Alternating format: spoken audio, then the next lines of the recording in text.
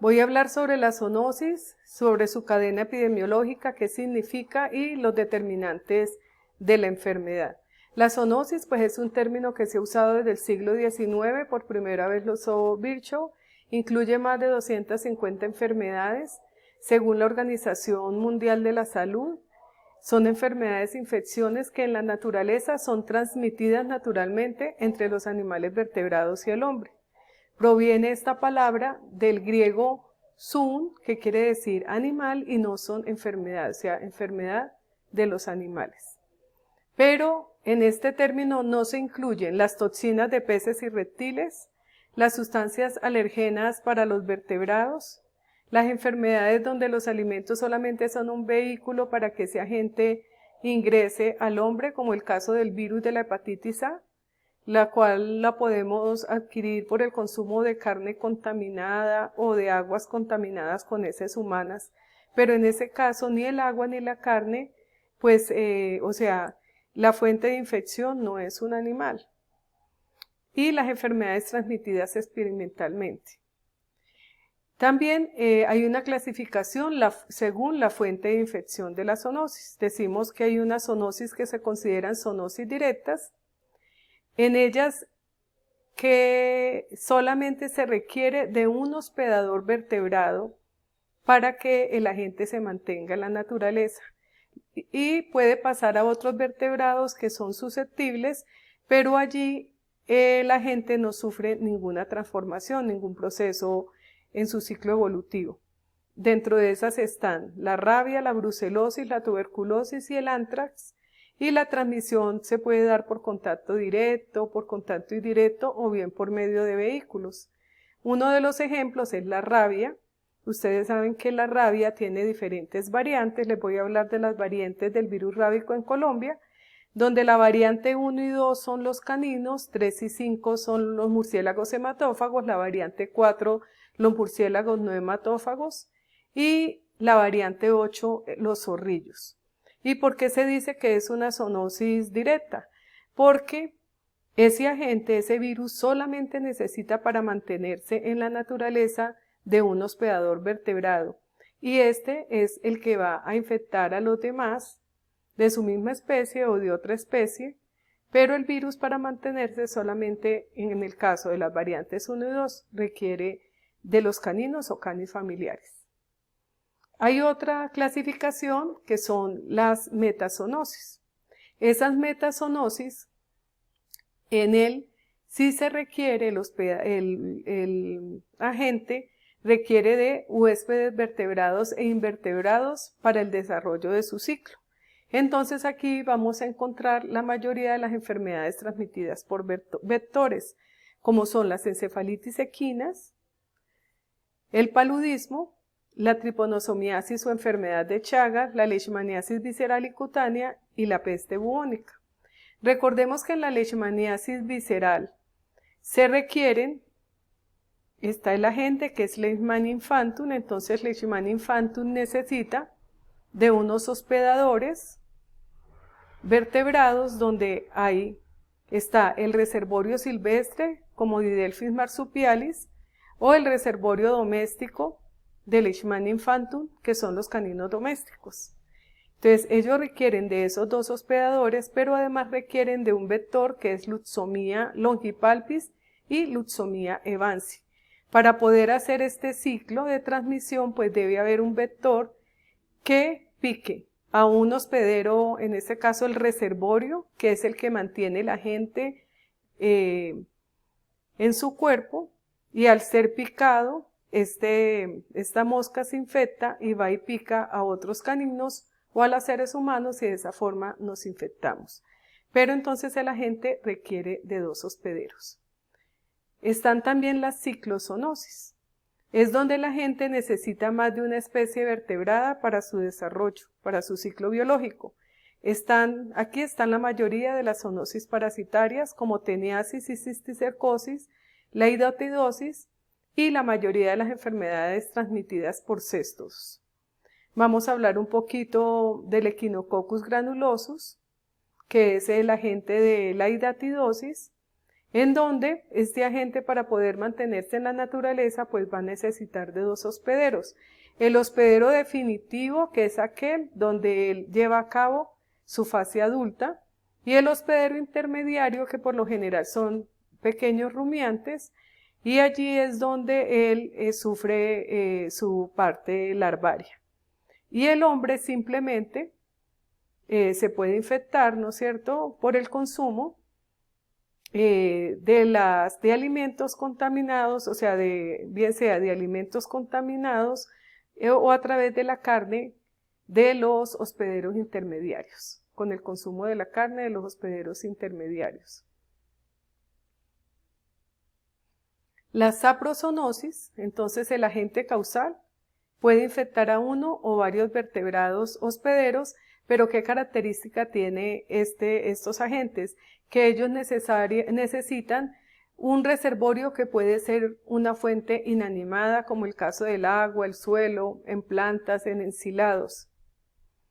Entonces ellos poseen una fase saprofítica, que no siempre es obligatoria, y otra parasítica. Están los parasitismos gastrointestinales, la leptospirosis y la criptococosis, son saprozoonosis.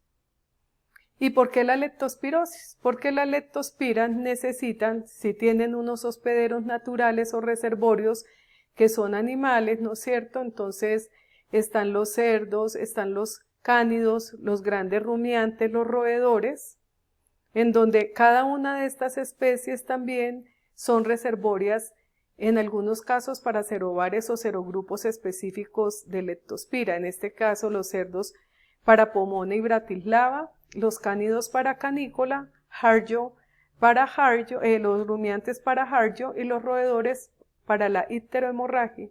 Pero ¿qué pasa? ¿Cómo ha cambiado la epidemiología de esta enfermedad? Que a través, ¿no es cierto?, de la contaminación de las fuentes de agua o personas que caminan descalzas y tienen contacto con la orina de animales infectados, el organismo se puede mantener en la naturaleza o en el suelo o en estas aguas estancadas, y de esta forma otros hospederos susceptibles se pueden infectar. Entonces, por eso se dice que son saprozoonosis, porque ahí pueden participar en el ciclo, le pueden permitir a él la sobrevivencia a agentes inanimados. También se pueden clasificar las zoonosis según la fuente de infección. Según la fuente de infección, hay tres clasificaciones. Una son las antropozoonosis. Esas antropozoonosis son enfermedades en las cuales ese agente causal en su curso evolutivo se ha adaptado a una especie animal. Y en esta especie se da la transmisión de manera ininterrumpida. Incluye tanto animales invertebrados y vertebrados. Entonces, en estos casos de antropozoonosis, los humanos participamos como hospederos accidentales. ¿Por qué se dice hospedero accidental? Es aquel hospedero que tiene una muy poca probabilidad, muy baja capacidad de poder transmitir el agente y poder infectar a otros hospederos susceptibles. Dentro de esas enfermedades que son antropozoonosis está la rabia, la antavirosis, la leptospirosis y la salmonelosis. Es decir, que los principales reservorios de estos agentes en la naturaleza son los animales diferentes al hombre. En cambio, la zoantroponosis o antroponosis, si es donde el principal reservorio donde se mantiene la cadena de transmisión de manera ininterrumpida somos los humanos y se da esa transmisión humano a humano. Uno de esos ejemplos es el Mycobacterium tuberculosis, quien es el principal agente causal de la tuberculosis humana. Y él requiere es de la transmisión humano-humano. Nosotros podemos infectar a otros animales, pero esos animales, la capacidad de transmitirnos Mycobacterium tuberculosis es muy baja. Están también las anfisenosis, y esas anfisenosis es aquella donde tanto los animales como los humanos podemos ser reservorios naturales de este agente causal. Y en estos casos es difícil establecer quién inició el ciclo de transmisión. Entre ellos está la E. coli y el Staphylococcus aureus. Bueno, ¿qué es la cadena epidemiológica? Recuerden que la cadena epidemiológica es un ciclo que nos permite conocer cómo es la transmisión de una enfermedad en la naturaleza. Y en ella participan una cantidad de animales y también de puertas de entrada y de salida, que son las que van a permitir que la transmisión de la enfermedad se dé. En la cadena epidemiológica es muy importante que tengamos en cuenta algunos términos que muchas veces son usados de manera general, pero que nosotros como médicos veterinarios y más ustedes que están, digamos, y ya viendo esto de una manera más profesional, deben saber que los reservorios solamente se le puede dar nombre al reservorio a aquel organismo vivo o sustancia también que constituya una fuente común de infección, es decir, a partir de la cual nosotros los humanos u otros animales podemos adquirir esa enfermedad. Uno de los ejemplos es el caso de los bovinos para Mycobacterium bovis. Los bovinos son los hospederos naturales, los reservorios naturales de Mycobacterium bovis, porque en ellos es donde se da ese ciclo de transmisión. Y de ahí podemos, los bovinos, este Mycobacterium bovis puede pasar a porcinos, caninos, al hombre, a los bovinos, pero estas especies no son reservorias, son hospederas, pueden llegar inclusive a morir por la enfermedad, pero la capacidad de mantener de manera permanente la gente en la naturaleza es muy bajo.